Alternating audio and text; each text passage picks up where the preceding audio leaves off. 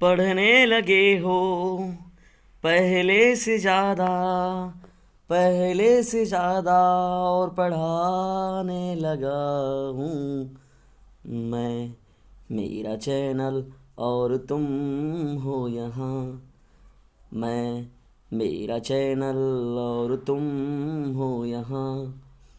फिर क्यों हो पल के झुकाए वहाँ, तुम शाह में हंती पहले देखा नहीं, तुम इससे पहले थे जाने कहाँ। पढ़ने लगे हो पहले से ज़्यादा, पहले से ज़्यादा, और पढ़ाने लगा हूँ। मोस्ट वेलकम डियर स्टूडेंट्स, एकदम सही सुना आपने। पहले ज़्यादा आप लोग पढ़ भी रहे हैं और मेरे रेगुलर क्लासेस की संख्या भी मैंने बढ़ा रखी है। तो डियर स्टूडेंट्स, अपनी स्टडी को आप लोग नियमित रूप से जारी रखिए। आज की इस वीडियो में हम लोग बात करने वाले हैं सोशलॉजी के most important short type questions के बारे में। तो ये जो बहुत ही ज़्यादा इंपॉर्टेंट क्वेश्चन है और पूछे जाने की इन प्रश्नों की संभावना है कि ये इसमें देखिए केवल एक सब्जेक्ट का ये विषय नहीं है, 4 सब्जेक्टों को मिलाकर यहाँ पर बात किया गया है। 3-4 सब्जेक्टों क्योंकि यहाँ पर रिलेशन दिखाया गया है। सोशलॉजी का साइकोलॉजी के साथ क्या रिलेशन है, सोशलॉजी का पॉलिटिक्स के साथ क्या रिलेशन है, सोशलॉजी का साइकोलॉजी के साथ क्या संबंध है। तो ऐसे हम लोग देखिए बात करेंगे ना। तो इसलिए डियर स्टूडेंट्स, ये बहुत ही इंपॉर्टेंट है। आपके देखिए एक सब्जेक्ट की बात नहीं हो रही, यहाँ पर 2-2, 3-3 सब्जेक्ट को एक साथ कोरिलेट करके बात हो रही है। तो वीडियो में अंत तक बने रहिएगा और इसको शेयर भी ज़रूर कर दें अपने क्लासमेट पर, और खासतौर पर इकोनॉमिकल बच्चे जो हैं उन पर भी शेयर कर दें। और मेरा जो नंबर 1 है उसे भी सेव करके अपने पास जरूर रखें। 950-690-250 ये हमारा व्हाट्सएप ग्रुप नंबर है। और बहुत सी जो इंग्लिश मीडियम के बच्चे हैं उनके पेरेंट्स वगैरह या तो जो यूपी बोर्ड के हैं उनके कि सर कुछ फीस वगैरह जो रखी है, तो फीस आप लोगों से कुछ भी नहीं ली जा रही है। हाँ, थोड़ी एडिटरों की संख्या इस समय मेरे पास कम है क्योंकि जो मिस्टर योगेश्वर नाथ सिंह उनका एग्ज़ाम, वो भी इंटरमीडिएट के क्लासेज अपना ज्वाइन, उनके अभी परीक्षाएँ चल रही, तो तैयारी वगैरह में लगे हैं लोग। जय सिंह जी हैं, वो भी देखिए 12th में, वो भी ग्रेजुएशन में हैं, वो उनका ग्रेजुएशन है तो वो भी अपने उस एग्ज़ामों में लगे हुए हैं। और योगेश सिंह करके एक हैं। तो 3-4 मेरे प्रमुख जो एडिटर हैं ये लोग कार्य करते हैं चैनल पर मेरे। उन लोगों का भी बहुत बड़े चैनल ये जो है बहुत बड़ा, उन लोग का भी आभारी है क्योंकि वो सदस्य हैं, मेंबर के रूप में वो लोग नियमित अपनी सेवाएं देते हैं। तो आप लोगों को उनका भी आभार मानना चाहिए, मिस्टर योगेश्वर नाथ सिंह का और योगेश सिंह का और मिस्टर जय सिंह का। और कुछ बच्चों की इन सभी बच्चे जो हैं, जो ये एडिटर लोग हैं, इनके कुछ एग्जामिनेशन आ गए हैं, इसलिए एडिटरों की संख्या कम हो गई है थोड़ी। तो डियर स्टूडेंट्स, एक काम ज़रूर करें कि जो मैंने नंबर आप लोग को दे रखा है 950-690-250, तो इसमें हेल्प के रूप में कुछ जो आप लोगों का है डोनेट ज़रूर करें। बहुत ज़्यादा अमाउंट नहीं रखा गया, 50 रुपये से 200 रुपये के बीच में जो भी आपकी इच्छा अनुसार अपने इसमें भेज दें, ताकि गूगल एड पर देखिए इसमें हम लोग को एड के लिए कार्य करना है, उसमें बाद एडिटरों के लिए हम लोग कार्य करना है और इम्पॉर्टेंट ऐप लेना है ताकि मैं आप लोगों के लिए और बेहतर तरीके से कार्य कर सकूं। तो चलिए डियर स्टूडेंट्स, आज के सेशन को हम लोग स्टार्ट करते हैं पहले प्रश्न से। पहला हम लोग का प्रश्न क्या है dear students, give the relation between sociology and psychology. बहुत ही इंपॉर्टेंट है। पहला हम लोग का कि give the relation between sociology and psychology. Psychology और सोशलॉजी में क्या रिलेशन है, इसके बारे में बात करनी है। मनोविज्ञान की बात हो रही है और समाजशास्त्र की बात हो रही है। तो चलिए डियर स्टूडेंट्स, स्टार्ट करते हैं इसके आंसर को। Psychology uses the sociological knowledge to understand mental activities. ठीक है, जो मनोवैज्ञानिक चीज़ें होती हैं उनको समझने के लिए देखिए क्या होता है, मेंटल एक्टिविटीज़ यानी सोशोलॉजिकल नॉलेज बहुत ज़रूरी है।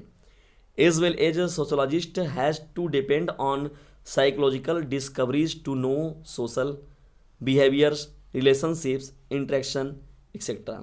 Hence both are complementary to each other. जाहिर सी बात है एक दूसरे की कम्प्लीमेंट्री के रूप में कहे जाते हैं। क्यों? क्योंकि यहाँ पर देखिए डियर स्टूडेंट्स, जो जाहिर सी बात है कि जो अगर साइकोलॉजिकल व्यक्ति हैं, साइकोलॉजिकल जैसे डॉक्टर भी होते हैं, तो उनको भी देखिए सोशल की बात हो गई, बिहेवियरल नॉलेज हो गया, रिलेशनशिप की बात हो गई और इंटरेक्शन की बात हो गई, तो इनका नॉलेज उनको भी होना ज़रूरी है। और जो मानसिक क्रियाओं को समझने के लिए जैसे है, या आपको साइकोलॉजिकल मेंटल एक्टिविटीज़ को जानने के लिए आपको सोशोलॉजिकल भी रहना पड़ेगा, सोशियोलॉजिकल नॉलेज भी आप लोग के पास रहना चाहिए। तो एक तरीके से देखा जाए तो एक दूसरे के क्या है, ये जो सोशोलॉजी और साइकोलॉजी है ये एक दूसरे के कम्प्लीमेंट्री सब्जेक्ट हैं। बिना हम लोग उसकी बात नहीं कर सकते, उनके बिना इनकी बात नहीं कर सकते। अगर इन दोनों को हम लोग एक साथ अंडरस्टैंड के रूप में लेकर चलते हैं तो इससे बहुत ही ज़्यादा हम लोग का बेनिफिट मिलता है, या जो भी सोशोलॉजिस्ट होते हैं यहाँ से जो साइकोलॉजिस्ट होते हैं उनको बहुत ज़्यादा इसका प्रॉफिट मिलता है। चलिए डियर स्टूडेंट्स, बढ़ते हैं हम लोग अब सेकंड क्वेश्चन की ओर। देखिए यहाँ पर जो कोरिलेट करके सब्जेक्टों को बात की जा रही है, याद रखिएगा। देखिए सोशोलॉजी और इकोनॉमिक्स को, तो इकोनॉमिक्स और सोशोलॉजी के बीच में रिलेशन पूछ सकता है। तो मैंने पहले ही बताया कि आपका क्वेश्चन ये 4 है, लेकिन क्वेश्चन ये वास्तव में 8 है, ठीक है। अदर सब्जेक्टों को भी लेकर जोड़ के बात कर सकते हैं हम लोग। सेकंड क्वेश्चन है what is the relation between sociology and economics. अब यहाँ पर सोशोलॉजी और इकोनॉमिक्स को जोड़कर बात किया जाएगा, इनके बीच में क्या संबंध है, क्या रिलेशन है। चलिए आइए जानते हैं इसके आंसर को। Economics is actually A branch of the broader science of sociology. Both these scriptures study man and his action. It is necessary that in economics the economic activities of human being are studied, whereas in sociology all aspects of the social life are studied. यहाँ पर tuition बात हो रही है economics is actually A branch of the broader science of sociology. तो अगर वास्तव में देखा जाए तो इकोनॉमिक्स कोई नई चीज़ नहीं है, वो समाज शास्त्र जो होता है जिसे सोशोलॉजी हम लोग कहते हैं, उसी की एक ब्रांच है, ठीक है। सोशोलॉजी का ही एक साइंस ऑफ सोशोलॉजी का ही एक ब्रांच कौन है, इकोनॉमिक्स है। और ये दोनों ही अगर बात करें, बोथ दीज स्पिरिचुअल स्टडीज़, दोनों का अध्ययन जो होता है वो मानव पर आधारित है और उसकी क्रियाओं पर आधारित है। चाहे वो सोशोलॉजी की बात करें हम लोग, चाहे इकोनॉमिक्स की बात करें, तो दोनों ही जो होता है वो स्टडी करता है वो मैन का और उसके एक्शन का, ठीक है। इट इज़ नेसेसरी, इतना तो आवश्यक है डियर स्टूडेंट्स ज़रूर से, कि that in economics the economic activities of human being are studied.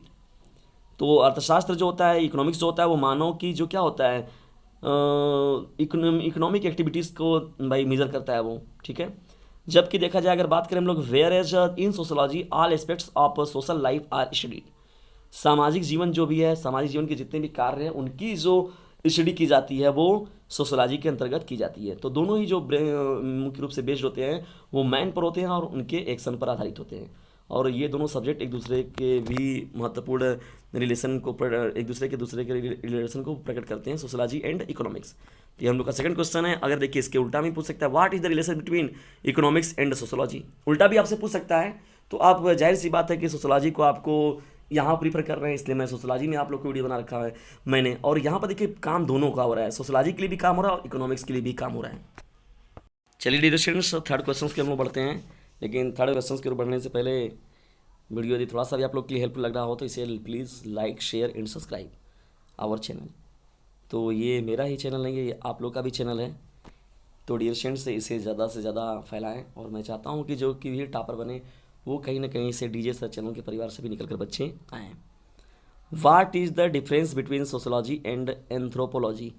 Anthropology का मतलब क्या होता है, मानव शास्त्र की बात हो रही है। तो इनके बीच में हम लोग के क्या करना है, अंतर बताना है, ठीक है।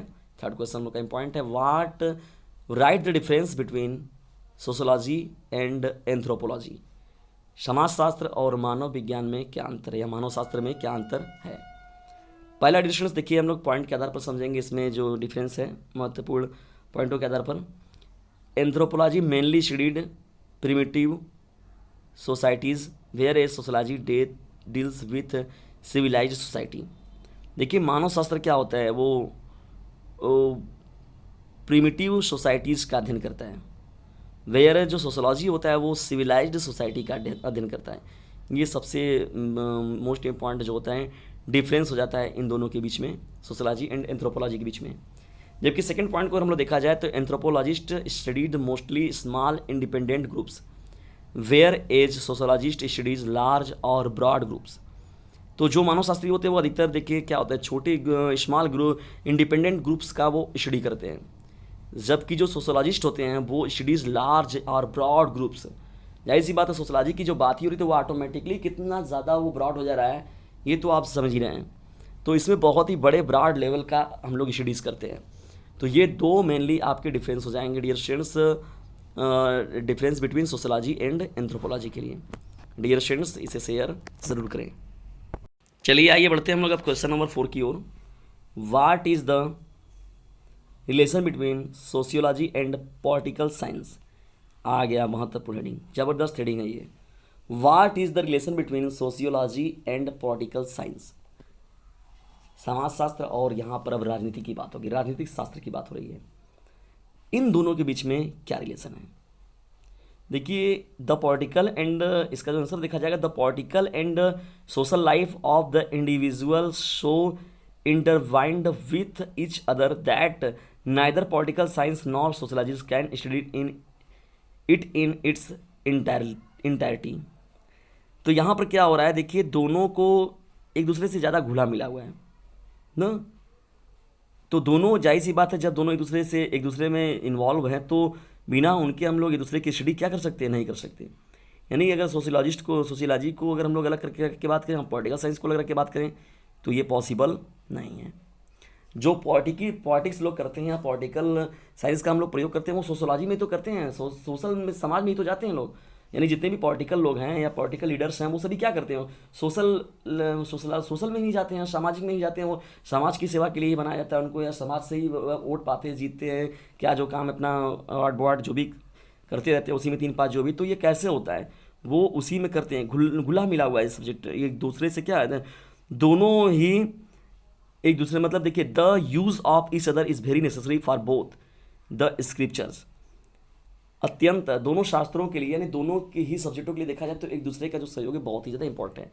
The use of each other is very necessary for both the scriptures. Both use each other knowledge of their own, it is your area. देखिए दोनों ही क्या एक दूसरे का उपयोग अपने अपने क्षेत्र में लोग करते हैं। जो पॉलिटिकल साइंस की बात हो गई, चाहे वो सोशियोलॉजी की बात हो गई। तो डियर स्टूडेंट्स, ये इंपॉर्टेंट मोस्ट इंपॉर्टेंट प्रश्न हो गए आपके। 4 महत्वपूर्ण प्रश्नों की बात की गई जो कि very short type question answer में है, या तो इनको शॉर्ट टाइप क्वेश्चन आंसर में भी आप लोग देख सकते हैं। ये सोशोलॉजी में भी नहीं है, बल्कि इनको आप पॉलिटिकल साइंस में भी पढ़िएगा, ठीक है। और उसके साथ ही साथ जो आपने इकोनॉमिक्स को पढ़ा उसमें भी पढ़िएगा, और जो आपने साइकोलॉजी को पढ़ा उसमें भी आप पढ़िएगा।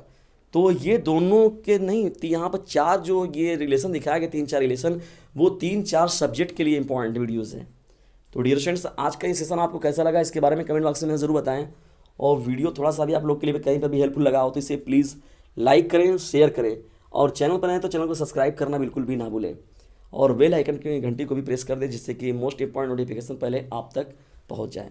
डियर स्टूडेंट्स, ऐसे ही रेगुलरली आप लोग को वीडियोज़ मिलते रहेंगे, 2 से 3, 4, 5 सभी सब्जेक्टों के सभी बच्चों के लिए। मैं रेगुलरली कोशिश करूँगा कि 10 से 15 जो वीडियोज़ हैं वो आप लोग के लिए मैं लेक्चर दे सकूँ, ठीक है। तो जल्दी ही मिलते हैं हम लोग नेक्स्ट वीडियो में। लेकिन मेरी हेल्प के रूप में आपको एक काम करना है कि इसे शेयर ज़रूर करें, और चप कर पढ़िए मगर चपा कर मत पढ़िए।